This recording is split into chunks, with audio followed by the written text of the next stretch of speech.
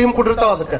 ಈ ವರ್ಷ ಒಂದು ಬ್ಯಾರೆ ಮೇಳ, ಮುಂದಿನ ವರ್ಷ ಒಂದು ಬ್ಯಾರೆ ಮೇಳ, ಅದ್ರಾಗ ಮತ್ತೆ ಸೋಸಿ ಮತ್ತೊಂದ್ ಮೇಳ, ಊರಾಗ ಅವನ ಮನ್ಯಾಗ ಒಂದ್ ಇವ್ನ ಮನ್ಯಾಗ ಒಂದ್ ಹಾಕೊಂಡು 11 ಪಕ್ಕ ಆಗಿ 11 ವರ್ಷ ಮಟ್ಟ ಒಯ್ದಿರ್ತಾರ. ಮತ್ ಉದ್ಘಾಟನೆ ಮಾಡಕ್ ಮತ್ತೊಂದ್ ಮೇಳ ಬರ್ತೈತೆ. ಅದನ್ನ ಇವು 11 ಏನ್ ಕಟ್ಟಿರ್ತಾವ, ಇವ್ ಮನ್ಯಾಗ ಕುಂತಿರ್ತಾವ, ಇವು ಅವ್ರು ಬಂದು ಉದ್ಘಾಟನೆ ಮಾಡಿ ಹಾರ ಹಾಕಿಸ್ಕೊಂಡು ಅವ್ರು ಹೋಗ್ತಾರ. ಇದು ಬ್ಯಾರೆ ಊರ ಪರಿಸ್ಥಿತಿ. ನಿಮ್ ಊರಾಗ ನಾವು ನೋಡಿಬಿಟ್ರೆ ಎಲ್ಲಾ ಗುಡಿಗಳು ಕಲ್ಲಿನ ಕಟ್ಟಿರಿ. ಕಲ್ಲಿನ ಗುಡಿ ಕಟ್ಟಿರಪ್ಪ ಅಂತಂದ್ರೆ ನಿಮ್ ಭಕ್ತಿ ಎಷ್ಟು ಟಾಪ್ನಾಗ ಐತೆ ಅನ್ನುವಂಥದ್ದು ಅದ್ರ ಮುಖಾಂತರ ನಮ್ಗೆ ಗೊತ್ತಾಕೈತೆ ಅನ್ನುವಂತ ಮಾತನ್ನ ಈ ಸಂದರ್ಭದೊಳಗೆ ಹೇಳಿ, ಇಷ್ಟು ಮಂದಿ ಗುರುಗಳು ಇವತ್ತು ನಿಮ್ ಊರಿಗೆ ಬಂದಾರ. ಗುರುಗಳು ಊರಾಗ ಪಾದ ಹಾಕ್ತಾರ ಅಂತಂದ್ರೆ ಅದ್ರೊಳಗೆ ಒಂದ್ ದೊಡ್ಡ ಶಕ್ತಿ ಇರ್ತದೆ. ಗುರುಗಳು ಪಾದ ಊರಾಗ ಬೀಳ್ತ ಅಂತಂದ್ರೆ ನೀವು ಬಹುತೇಕ ನಮ್ಮನ್ನ ಬಂದು ನೀವು ಕರ್ಕೊಂಡ್ ಬರ್ಬೇಕಂದ್ರೆ 8 ವರ್ಷಕ್ಕೆ ಕರ್ಕೊಂಡ್ ಬರಕಾಕೈತಿ. ಇಲ್ಲಿ ಎಲ್ಲಾರು ಇಲ್ಲಿ ಇರತಕ್ಕಂಥವ್ರು ಎಲ್ಲರೂ ಒಂದೊಂದು ಮಠಕ್ಕಿದ್ದವ್ರು ಅದಾರ. ನೀವಾಗ್ಲೇ ಬಂದ್ ನಮ್ಮ 3 ಕಾರ್ಯಕ್ರಮಕ್ಕೆ ಬರ್ರಿ ಅಂತಂದ್ರೆ ಯಾರು ಜಲ್ದಿ ಒಪ್ಕೊಳಂಗಿಲ್ಲ. ಅವ್ರವ್ರ ಕಾರ್ಯಕ್ರಮದಾಗ ಇರ್ತಾರ, ಮತ್ತೆ ಆಯಾ ಭಾಗಕ್ಕೆ ಸಂಬಂಧಪಟ್ಟವ್ರು ಬರ್ತಾರ. ಎಲ್ಲಾರನ್ನ ಕರ್ಕೊಂಬರಕಾಗಿಲ್ಲ. ಆದ್ರೆ ಒಂದು ಪುಣ್ಯ ಏನು ಅಂತಂದ್ರೆ ನಮ್ಮ ಹಾವೇರಿಯ ಸದಾಶಿವ ಅಜ್ಜವರು ಮನಸ್ಸು ಮಾಡಿದ್ರೆ ನಮ್ಮಂತ 100 ಮಂದಿ ಅಲ್ಲ 1000 ಮಂದಿ ಸ್ವಾಮಿಗಳನ್ನು ಕರ್ಕೊಂಡ್ಬರುವಂತ ದೊಡ್ಡ ಶಕ್ತಿ ನಮ್ಮ ಹಾವೇರಿ ಹುಕ್ಕೇರಿ ಮಠದ ಪರಮ ಪೂಜ್ಯರಿಗೆ ಐತೆ ಅನ್ನುವಂಥದ್ದನ್ನ ನಾವೆಲ್ಲ ತಲೆಯಾಗಿ ಇಟ್ಕೊಳ್ಬೇಕು. ಅಂತದ್ದೊಂದು ದೊಡ್ಡ ಕಾರ್ಯಕ್ರಮ ಈ ಭಾಗದಾಗ ನಡೆಯಾಕತ್ತದ. ಈ ಭಾಗದಾಗ ನಡೆಯಾಕತ್ತದಂದ್ರೆ ಏನು, ಅದನ್ನ ಅಲ್ಲಿ ಅವ್ರು ಅಷ್ಟೇ ಕೂಡಿ ಮಾಡಿದ್ರೆ ಅದು ಊರನವ್ರಿಗೆ ಅಷ್ಟೇ ಸೀಮಿತ ಅಲ್ಲ. ಈ ಕಡೆ ನೋಡ್ರವ, ಈ ಕಡೆ ನೋಡ್ರಿ, ಅದು ಊರನವ್ರಿಗೆ ಅಷ್ಟೇ ಸೀಮಿತ ಆಗ್ಬಾರ್ದು, ಅದು ಎಲ್ಲರಿಗೂ ನಮ್ಮ ಭಕ್ತರಿಗೆ ಸೀಮಿತ ಆಗ್ಬೇಕು ಅಂತ. ಈಗ ಟಾಟಾ ಬಿರ್ಲಾದವ್ರು ಗುಡಿ ಕಟ್ಟಿಸ್ತಾರೆ. ಟಾಟಾ ಬಿರ್ಲಾದವ್ರು ಗುಡಿ ಕಟ್ಟಿಸಿದ್ರು ಅಂತಂದ್ರೆ ಮೇಜರ್ ರೊಕ್ಕ ಅವರ ಕೊಟ್ಟಿರ್ತಾರೆ, ಲಕ್ಷ ಗಟ್ಟಲೆ ಕೋಟಿ ಗಟ್ಟಲೆ ರೊಕ್ಕ ಕೊಟ್ಟಿರ್ತಾರೆ. ಆದ್ರೆ ಬೋರ್ಡಿನೊಳಗೆ ಎಲ್ಲಿ ಕೂಡ ತಮ್ಮ ಹೆಸರು ಹಾಕೊಳಂಗಿಲ್ಲ ಅವ್ರು. ಆ ಗುಡಿಗೆ ಯಾರು 50 ರೂಪಾಯಿ ಕೊಟ್ಟಿರ್ತಾರೆ, ಯಾರು 100 ರೂಪಾಯಿ ಕೊಟ್ಟಿರ್ತಾರೆ, ಅವ್ರದ್ದು ಲಿಸ್ಟ್ ಯಾಕೆ ಬರೆದು ಹಾಕಿರ್ತಾರೆ. ಅಲ್ಲಿ ಕೋಟಿ ಕೊಟ್ಟು ಗುಡಿ ಕಟ್ಟಿಸ್ತವ್ನ ಹೆಸರು ಬೋರ್ಡಿ ಗುಡಿಯಾಗ ಹಾಕಿರಂಗಿಲ್ಲ. ಯಾರು 50, 100, 1000, 5000, 10,000, 20,000 ಕೊಟ್ಟಿರ್ತಾರಲ್ಲ ಅವ್ರ ಹೆಸರು ಹಿಂಗೆ ಹಾಕಿರ್ತಾರೆ. ಯಾರೋ ಒಬ್ರು ಕೇಳಿದ್ರು, ಕೋಟಿ ಕೊಟ್ಟವ್ರು ನೀವು 20,000 ರೂಪಾಯಿ, 50 ರೂಪಾಯಿ, 100 ರೂಪಾಯಿ ಕೊಟ್ಟವ್ರದ್ದು ಹೆಸರು ಹಾಕಿರಿ, ಮತ್ತೆ ಕೋಟಿ ಕೊಟ್ಟವ್ರು ನಿಮ್ದ ಹಾಕೊಂಡಿಲ್ಲ ಅಂತ ಕೇಳಿದ್ರೆ ಅವಾಗ ಅವ್ರು ಒಂದು ಮಾತು ಹೇಳ್ತಾರೆ. ಏನ್ ಹೇಳಿದ್ರ ಅಂದ್ರೆ, ನೋಡಪ್ಪ ಗುಡಿಗೆ ನನ್ನ ಕಡೆ ರೊಕ್ಕ ಐತೆ ಅಂತ ತಿಳ್ಕೊಂಡು 70 ಲಕ್ಷ 80 ಲಕ್ಷ ನಾವು ಕೊಟ್ಟಿರ್ಬೋದು, ಆದ್ರೆ ರೊಕ್ಕ ಇದ್ದಾವ್ ಕಟ್ಟಿದ್ರೆ ಇದು ಶ್ರೀಮಂತರ ಗುಡಿ ಆಕೈತಿ. ಆದ್ರೆ 50 ರೂಪಾಯಿ ಪಟ್ಟಿಯಿಂದ ಕೊಟ್ಟಿರ್ತಕ್ಕಂಥ ಗುಡಿ ಕಟ್ಟಿದ್ರೆ ಇದು ಬಡವರ ಗುಡಿ ಆಗ್ಬೇಕೆ ಹೊರತಾಗಿದ್ದು ಶ್ರೀಮಂತರ ಗುಡಿ ಆಗ್ಬಾರ್ದು ಅಂತ ಅವ್ರು ಹೇಳ್ತಾರೆ. ಹಂಗ ನಮ್ಮ ಅಜ್ಜವ್ರಿಗೆ ಈಗಾಗಲೇ ಬಹಳಷ್ಟು ಮಂದಿ ಬೆಳ್ಳಿ ಕೊಡಾಕತ್ತಾರ. ಬೆಳ್ಳಿ ಕೊಟ್ಟು ಬೆಳ್ಳಿ ಸಂಗ್ರಹ ಮಾಡ್ಯಾರ. ಅದಕ್ಕೆ ಎಷ್ಟೋ ಮಂದಿ ಭಕ್ತರು ಎಲ್ಲ ಊರಾಗ ತಮ್ಮ ಬೇಕಾದವ್ರು ಕಾಣಿಕೆ ರೂಪದವ್ರು ಬೆಳ್ಳಿ ಕೊಡ್ತಾರ. ಬೆಳ್ಳಿ ಕೊಟ್ಟಿದ್ ರೊಕ್ಕ ತಗೊಂಡು ಅವ್ರೇ ಮಾಡಕತ್ತಾರ. ಮತ್ ಹೊಳ್ಳಿ ಬಡವರಿಗಿನ ನೀವು ಹಿಂಗ್ ಕೊಟ್ಟಿರಿ, ಅದ್ರ ಅಜ್ಜವ್ರು ಮತ್ ಹೊಳ್ಳಿ ಹಿಂಗ್ ಸಮಾಜಕ್ಕೆ ಕೊಡ್ತಾರ. ಎಲ್ಲಾ ಕಡೆಯಿಂದ ಹಿಂಗ್ ಕೂಡೀಕರಣ ಮಾಡ್ಕೊಳ್ಳೋದು, ಕೂಡೀಕರಣ ಮಾಡ್ಕೊಂಡು ಮತ್ತೇನ್ ಮಾಡೋದು, ಅದನ್ನ ಮತ್ ಹೊಳ್ಳಿ ಸಮಾಜಕ್ಕೆ ಅದನ್ನ ಯುಟಿಲೈಸ್ ಮಾಡೋದು, ಅದನ್ನ ವಿನಿಯೋಗ ಮಾಡೋದು. ಹಂಗ ಅದು ಕೇವಲ ಶ್ರೀಮಂತರ ಕಾರ್ಯಕ್ರಮ ಆಗೋದು ಬೇಡ. ನಮ್ಮೆಲ್ಲರ ಹಾವೇರಿ ತಾಲೂಕಿನೊಳಗ ಹಾವೇರಿ ಜಿಲ್ಲಾದಾಗ ಇರ್ತಕ್ಕಂಥ ಎಲ್ಲರ ಭಕ್ತರ ಭಕ್ತಿ ಕಾರ್ಯಕ್ರಮ ಆಗ್ಬೇಕು ಅನ್ನೋದಷ್ಟು ಬಿಟ್ರೆ ಬೇರೆ ಯಾವ ಕಾರಣನೂ ಇಲ್ಲ ಅನ್ನುವಂಥದ್ದನ್ನ ನಾವೆಲ್ಲ ತಲೆಯಾಗಿಟ್ಕೊಳ್ಬೇಕಾಗ್ತದೆ. ಎಷ್ಟು ಇತಿಹಾಸಗಳಿಂದ ಇವತ್ತು ಮಾಡೋದೇನು ದೊಡ್ಡ ಸಾಧನೆ ಅಲ್ಲ. ಇವತ್ತೆಲ್ಲರೂ ನಾವು ಸ್ಕೂಲ್ ಕಾಲೇಜುಗಳನ್ನು ಮಾಡಿದವ್ರೆ. ಆದ್ರೆ ಏನು ಇಲ್ಲಾರ್ದಾಗ ಎಲ್ಲ ಇದ್ದಾಗ ಹೊಟ್ಟೆ ತುಂಬಿದ ಮೇಲೆ ಉಣಿಸ್ದವ್ರನ್ನ ಯಾರು ನೆನೆಸ್ತಾರ ಜಗತ್ತಿಗೆ? ಹೊಟ್ಟೆ ಊಟ ತುಂಬಿ ಹೊಟ್ಟೆ ಮೇಲೆ ಕೈ ಇಟ್ಕೊಂಡು ಹೊಂಟಿರ್ತಾರ.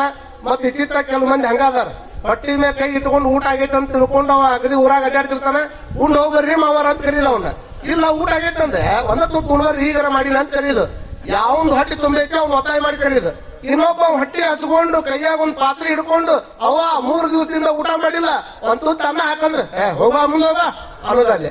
ಅಂದ್ರೆ ವಿಚಾರ ಮಾಡ್ಕೊಳ್ರಿ, ನಮ್ಮ ಜನ ಹೊಟ್ಟೆ ತುಂಬದವ್ರಿಗೆ ಉಣಿಸವ್ರೆ ಹೊರತಾಗಿ ಹೊಟ್ಟೆ ಖಾಲಿ ಇದ್ದವ್ರಿಗೆ ಉಣ್ಣವ್ರು. ಮತ್ತೆ ಇದ್ದಾಗ ಯಾರನ್ನು ಉಳಿದಿಲ್ಲ ನಾವು. ಇದಾಗ ನೋಡ್ರಿ ನೀವು, ಮಂದಿ ಹೆಚ್ಚು ಹೊಗಳು ಸ್ಮಶಾನದಾಗ ಅಟ್ಟ ಅಂತ ಹೇಳೋದು ಅರ್ಥಕತ್ತಿಲ್ಲ. ಮಂದಿ ಹೆಚ್ಚು ಹೊಗಳದ ಎಲ್ಲಿ?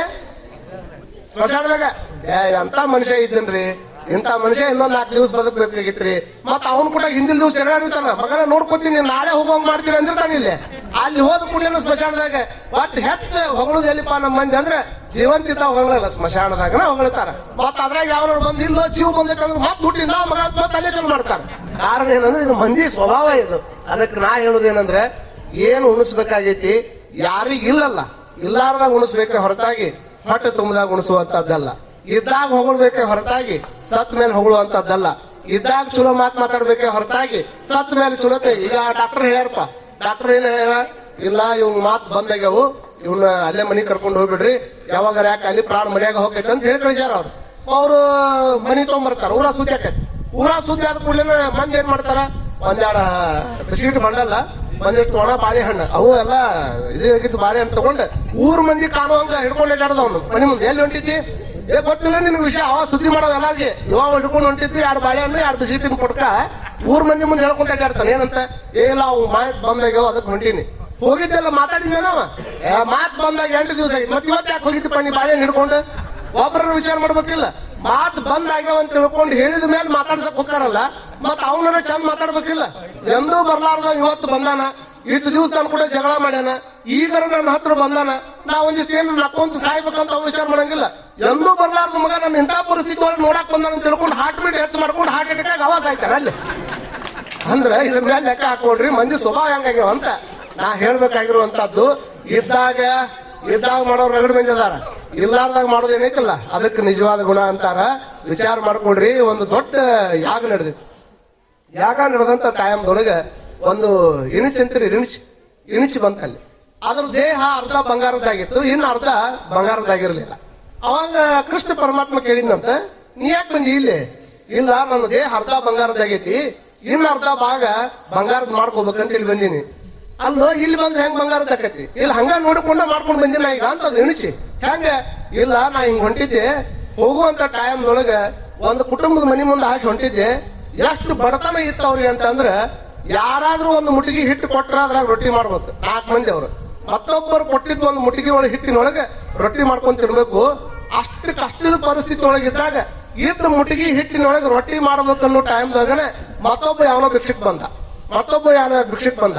ಭಿಕ್ಷಕ್ ಬಂದಾಗ ನನಗಿಲ್ಲ ಅಂತ ತಿಳ್ಕೊಂಡು ಅವ್ರು ವಿಚಾರ ಮಾಡ್ಲಿಲ್ಲ.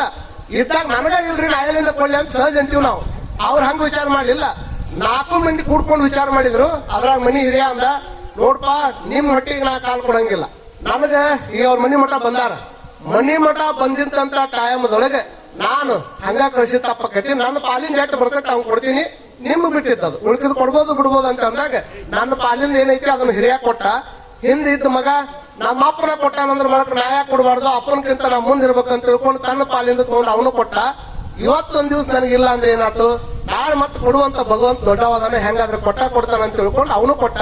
ಮುಂದೆ ಅವ್ನ ಹೆಂಡತಿ ಗಂಡ ಕೊಟ್ಟಾನಂದ್ರೆ ಗಂಡನ ಮಾರ್ಗದಾಗ ಹೋಗ್ಬೇಕಂತ ತಿಳ್ಕೊಂಡು ಆಕಿನೂ ಕೊಟ್ಲು. ಮುಂದೆ ಸೊಸಿ ಇವ್ರು 3 ಮಂದಿ ಕೊಟ್ಟಾರ, ನಾ ಯಾಕೆ ಕೊಡ್ಲಿ ಅಂತ ಅನ್ಲಿಲ್ಲ. 3 ಮಂದಿ ನಮ್ಮ ಮನೆಯಾಗಿದ್ದವ್ರು ಕೊಟ್ಟಾರ ಅಂದ್ರೆ ನಾನೊಬ್ಬರು ಉಪವಾಸ ಇದ್ರೆ ಏನಾಗೋದೈತಿ, ಮತ್ತೆ ಈಟ್ರಾಗ ನಾನು ಎಷ್ಟು ಹೊಟ್ಟೆ ತುಂಬಿಸ್ಕೊಳ್ಳೋದೈತಿ. 3 ಮಂದಿ ಕೊಟ್ಟಾರ, ನಾನು ಒಂದಿಷ್ಟು ಕೊಟ್ರು, ಅವ್ನು ಹೊಟ್ಟೆರ ತುಂಬತೈತಲ್ಲ ಅಂತ ತಿಳ್ಕೊಂಡು ಆ ಹೊಟ್ಟಿಗೆ ಆಗುವಷ್ಟು ಹುಟ್ಟು ತಮಗಿಲ್ಲಾರ್ದ ಹಿಟ್ಟು ಅವ್ನು ಕೊಟ್ರು. ಆ ಹಿಟ್ಟನ್ನ ಕೊಟ್ಟಾಗ ಆ ಹಿಟ್ಟು ಏನ್ ಕೆಳಗೆ ಬಿದ್ದಿತ್ತಲ್ಲ ಅದ್ರ ಹೋಗಿ ನನ್ನ ಮೈ ಹಚ್ಚಿದ್ದಕ್ಕ ಅರ್ಧ ಬಂಗಾರದಾಗೈತಿ ನನ್ನ ಶರೀರ ಅಂತ ಹೇಳ್ತದ ಚಿನ್ನ. ಮತ್ ಇಲ್ಲಿ ಯಾಕೆ ಬಂದಿ ಅಂತ ಕೇಳಿದವ.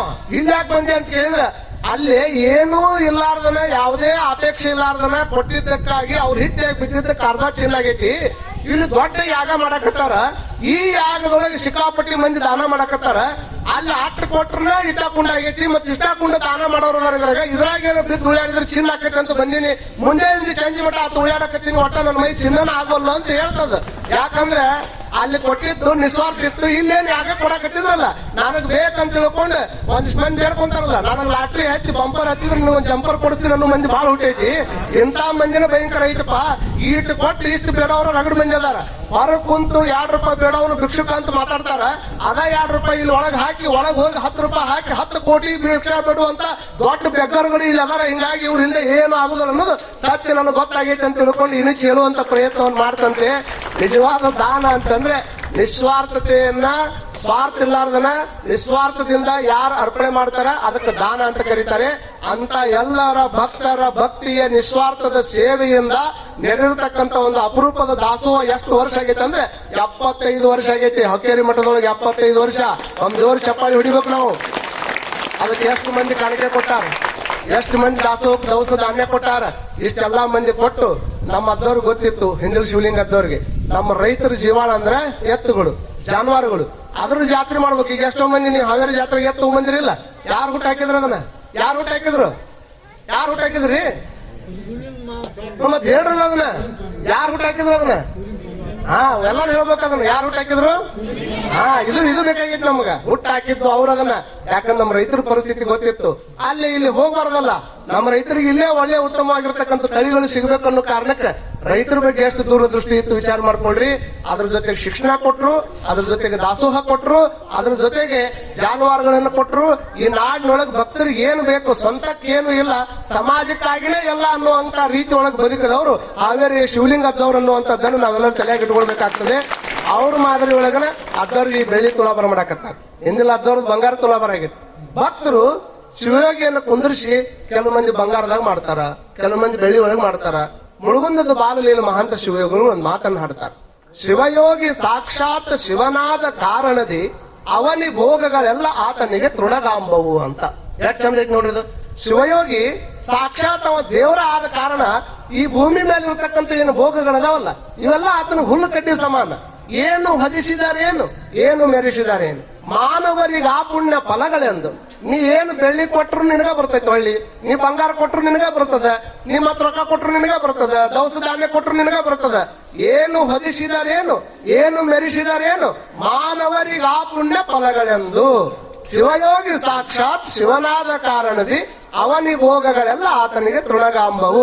ಯಾರು ಬಂದು ಏನು ಕೊಟ್ರು ಸಹಿತ ಒಳ್ಳೇದಾಗ್ಲಿಪ್ಪ ಅಂತ ಹರಿಸಿಬಿಟ್ರು ಅಂತಂದ್ರೆ ನಮ್ಮ ಫಲವನ್ನು ಹೆಚ್ಚಿಗೆ ಮಾಡ್ಕೊಳ್ಳೋದಕ್ಕೆ ನಾವು ಅವ್ರಿಗೆ ಕೊಡುದೇ ಹೊರತಾಗಿ ಅವ್ರ ಉದ್ದೇಶಕ್ಕಾಗಿ ಅವ್ರ ಖುಷಿ ಆಗ್ಲಿ ಅಂತ ಯಾರು ಕೂಡ ಕೊಡುವಂಗಿಲ್ಲ ಅನ್ನುವಂಥದ್ದನ್ನ ಈ ಸಂದರ್ಭದೊಳಗೆ ಹೇಳ್ತಾ, ಕೆಲವು ಮಂದಿ ಬಂಗಾರ ಹಾಕ್ಯಾರ, ಕೆಲವು ಮಂದಿ ಬೆಳ್ಳಿ ಹಾಕ್ಯಾರ.